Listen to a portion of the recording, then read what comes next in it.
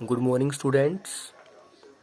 This is History, Class 7th, Chapter 1st, Tracing Changes Through 1000 Years. 700 से 1750 का जो समय है उसके बारे में हम अध्ययन कर रहे हैं। और ये इस चैप्टर चैप्टर पर हमारी ये आखिरी क्लास है। आओ थोड़ा सा रिकॉल कर लें। जैसा कि सब हेडिंग है thinking about time and historical periods, समय के बारे में और ऐतिहासिक जो पीरियड हैं उनके बारे में विचार करते हुए। अक्सर जब हम इतिहास पढ़ते हैं, हिस्ट्री पढ़ते हैं, हम सोचते हैं जो हिस्टोरियन हैं, जो हिस्ट्री का अध्ययन करते हैं, वो मानते होंगे कि जो डेट है, जो टाइम है, जो वर्ष हैं, वो ज़्यादा इम्पोर्टेंट हैं उनके लिए। लेकिन ऐसा नहीं है। जो इतिहासकार हैं उनके लिए किसी विशेष समय में आए सामाजिक आर्थिक जो बदलाव हैं वो भी कम महत्वपूर्ण नहीं हैं। आओ इसको एक उदाहरण की सहायता से समझें। 19वीं शताब्दी के मध्य में जब भारत अंग्रेज़ों का गुलाम था, तब ब्रिटिश हिस्टोरियंस ने हिस्ट्री ऑफ इंडिया जो भारत का इतिहास है उसको 3 भागों में बांटा, हिंदू, मुस्लिम और ब्रिटिश। उन्होंने इसका विभाजन इतिहास का विभाजन इस आधार पर किया कि जो शासक हैं किसी समय के, उनका धर्म क्या है। जो उनका धर्म रहा उसी के आधार पर उन्होंने समय का विभाजन, इतिहास का विभाजन कर दिया, जो सही नहीं था।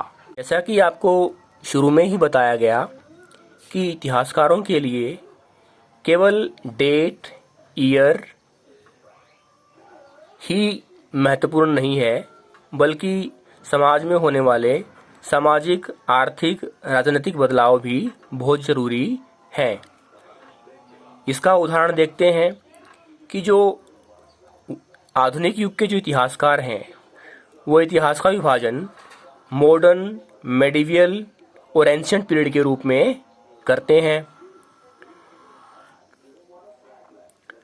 आपने 6th क्लास में पढ़ा होगा हंटर गैदरर के बारे में, अर्ली फार्मर के बारे में, उन लोगों के बारे में जो कस्बों में रहे, गांव में रहे। 7th क्लास में आप मेडिवियल पीरियड यानी मध्ययुगीन पीरियड के बारे में पढ़ेंगे। इसमें आप पाएंगे कि जो क्षेत्रीय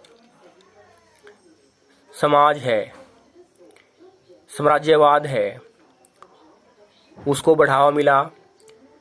जो किसानों का समुदाय है वो फला फूला। हालांकि हम ये भी देखते हैं कि साम्राज्यवाद के विकास के साथ जो वन्य जीवन है, जो फॉरेस्ट लाइफ है, उस पर बुरा असर पड़ा।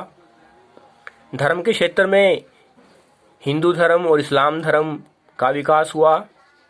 और एक और महत्वपूर्ण चीज़ जो हम जब पढ़ेंगे आगे तब पाएंगे कि जो यूरोपियन ट्रेडिंग कंपनी है, अंग्रेज़, पुर्तगाली, डच, फ्रेंच, वो इसी समय भारतीय उपमहाद्वीप में आए। अक्सर ये माना जाता है कि जो मध्ययुगीन पीरियड है वो ज़्यादा विकास का पीरियड नहीं है, और जो मॉडर्न पीरियड है, जो हमारा आज का पीरियड है, वो भौतिक विकास का समय है। बौद्धिक विकास का समय है, लेकिन ऐसा नहीं है। मध्ययुगीन समाज भी विकास का समय था, बदलाव का समय था। मध्ययुगीन समय में भी भारत संपन्न था, समृद्ध था। इसीलिए तो यूरोपियन ट्रेडिंग कंपनी भारत में आई। और जैसे हम आगे पढ़ेंगे तो हम पाएंगे कि और बहुत सारे बदलाव आए। थैंक्स।